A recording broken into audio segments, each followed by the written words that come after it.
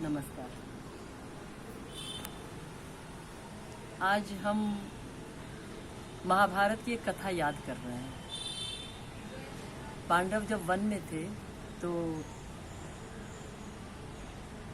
द्रौपदी को प्यास लगी, तो पानी लाने के लिए युधिष्ठिर ने सहदेव को भेजा। तो सहदेव जब सरोवर के पास पहुंचा तो वो सरोवर में एक यक्ष रहता था और उसने कहा, मैं पानी तभी पीने दूंगा जब तुम मेरे प्रश्नों का उत्तर दोगे, नहीं तो मैं तुम्हें मार दूंगा। लेकिन सहदेव ने उसकी बात नहीं सुनी और पानी लेने लगा और वो वहीं पर मर गया। और इसी तरह नकुल, अर्जुन और भीम का भी यही हाल हुआ। और अंत में युधिष्ठिर स्वयं गए। यक्ष ने उनसे भी यही प्रश्न पूछा कि मैं तुम्हें मेरे प्रश्नों के उत्तर देने होंगे। तो युधिष्ठिर उनके उत्तर देने को तैयार हो गए। और यक्ष का पहला प्रश्न था कि दुनिया में हर समय निरंतर लोगों की मृत्यु हो रही है, किंतु जो जीवित हैं वो यही सोचते हैं कि हम अनंत काल तक जीवित रहेंगे। यक्ष का ये जो प्रश्न है, ये प्रश्न एक शाश्वत प्रश्न है। ये एक शाश्वत प्रश्न है।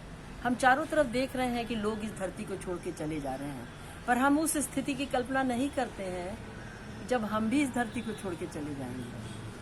हम निरंतर अपने सामान, अपनी सरोकारों, अपनी चीज़ों में व्यस्त रहते हैं, उसी में लिप्त रहते हैं।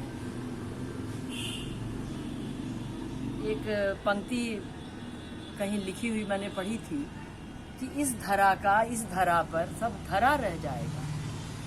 लेकिन धरा रह जाने की बात जानते हुए भी हम इसको उस शिद्दत से, उस तीव्रता से नहीं महसूस करते हैं जिस तीव्रता से महसूस करना चाहिए और आगे की कार्य योजना बनानी चाहिए।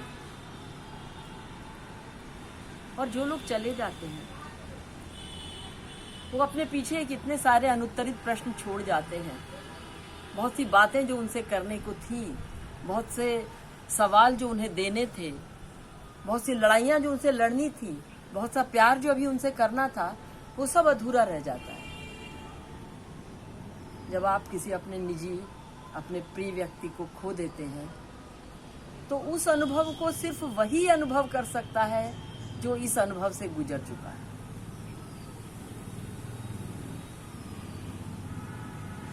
किसी भी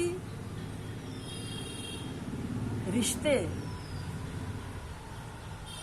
को अगर हम जांचें तो हम देखेंगे कि माँ और बच्चे का रिश्ता सबसे ज्यादा मजबूत होता है।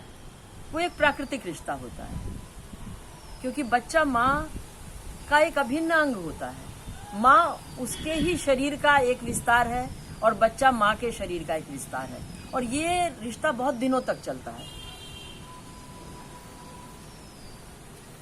और ये घटना यदि किसी बच्चे के जीवन में घटती है, उसकी माँ उसे छोड़ के चली जाती है, तो ये एक सबसे बड़ा जो ट्रॉमा होता है, जो सबसे बड़ा जो धक्का होता है, ये वो ताउम्र नहीं भूल पाता है। उसके बाद भी वो देखता है उसकी जिंदगी में जो लोग आते हैं या उसके आसपास लोग इस धरती को छोड़ के चले जा रहे हैं, लेकिन वो हर उस वियोग को अपने उस पूर्व वियोग से जोड़कर देखता है वो बच्चा, जब उसकी माँ उसे छोड़ के चली गई थी।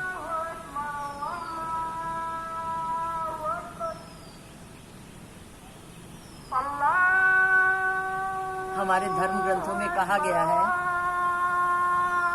जीवन एक यात्रा है। हम इस धरती पर एक निश्चित उद्देश्य के लिए भेजे गए हैं। हम यहाँ के स्थायी बाशिंदे नहीं हैं, थोड़े समय के लिए इस धरती पर आए हैं। उस थोड़े से समय को हमें किस तरह उपयोग में लाना है,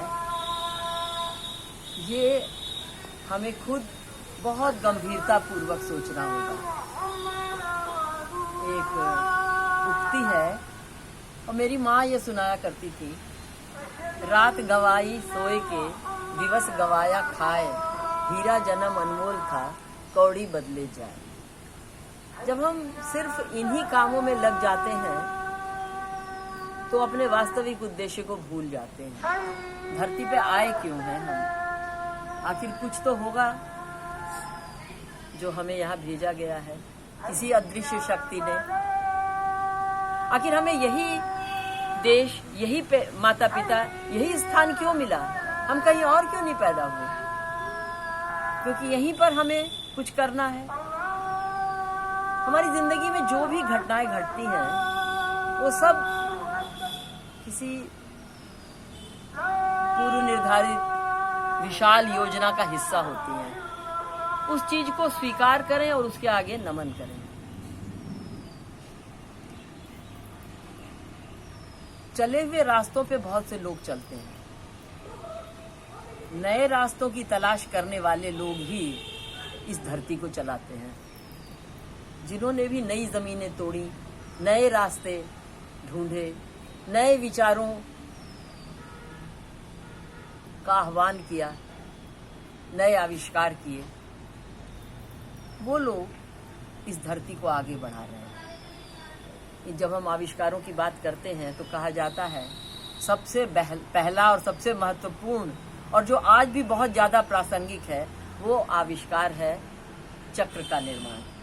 जब गुफा मानव ने पहला पहिया बनाया होगा, पहला पहिया बनाया, वो विकास की एक पक्की सुदृढ़ नींव थी और उसके बाद इंसान का विकास होता चला गया। वो गुफा मानव कौन था हम नहीं जानते हैं। इसी रास्ते में पता नहीं कितने लोग आए, अपना रोल निभा गए, अपनी अपनी भूमिका निभाते चले गए और हमारी मानवीय विकास यात्रा आगे बढ़ती चली गई। चाहे वो वैचारिक क्षेत्र में हो या सामाजिक क्षेत्र में हो या आविष्कारों के क्षेत्र में हो या भौतिक क्षेत्र में हो या साहित्य और संस्कृति के क्षेत्र में हो। लेकिन हम जब सारी प्रगति की ओर देखते हैं और फिर मुड़ के देखते हैं तो फिर हमें वही गुफा मानव दूर से इशारा करता है, क्योंकि वही तो है हमारा प्रेरणा बिंदु। जब हम इस धरती से जाएंगे तो हमें याद रखना चाहिए कि वो शुरुआत का जो गुफा मानव था उसने हमें बता दिया था कि इस धरती पर जितने दिन तुम हो अपना बेहतर से बेहतर परफॉर्मेंस करो, अपना सबसे अच्छा दो इस धरती को, तभी तुम बहुत खुश होकर के जाओगे, बहुत ज्यादा खुश होकर जाओगे। जब हम यादों में खो जाते हैं और अपने प्रियजनों को याद करते हैं तो हमें यही लगता है क्या वो सचमुच यहाँ थे, वो यहाँ थे, ये यहाँ मेरे पास थे वो लोग। कभी कभी लगता है जब मानव इतनी अधिक प्रगति कर चुका है तो वो क्यों नहीं एक काल यात्रा पात्र भी बनाता है या टाइम मशीन भी बनाता है, जिसकी मदद से हम चाहे थोड़े समय के लिए उस काल में चले जाएं, अपने बचपन में लौट सकें, और या बचपन में नहीं उससे भी बहुत पहले चले जाएं, जब नालंदा विश्वविद्यालय अपने चरम पर था, जब कोई भी ऐतिहासिक घटना घट रही थी, हम वहां थोड़ी देर के ही मूक दर्शक बन जाएं। पता नहीं, विज्ञान हो सकता है किसी दिन हमें ये भी कर दिखलाए। शायद किसी दिन ऐसा भी हो सकेगा कि जो लोग इस धरती से जा चुके हैं हम उनसे भी मिल सकें, हम इतनी पुरानी काल यात्रा कर पाएं, हम इतनी गहन काल यात्रा कर पाएं जहां हम अपने बिछड़े हुओं से मिल सकें, या हम भविष्य भी जा सकें जहां हम अपने आगे की संततियों से मिल सकें। ये सब अभी कल्पना है, लेकिन हो सकता है किसी दिन वो भी सच हो जाए। जो चीज़ें हमने बचपन में कल्पना सोची थी वो अब आज के युग में, तकनीकी क्रांति के युग में सब सच हो रही हैं। शायद किसी दिन हमारा विज्ञान मृत्यु को भी और जीवन को भी बांटने वाली जो सूक्ष्म रेखा है उसके पार जाने की युक्ति खोज निकाले। सब कुछ संभव है। इन्हीं कल्पनाओं के साथ नमस्कार।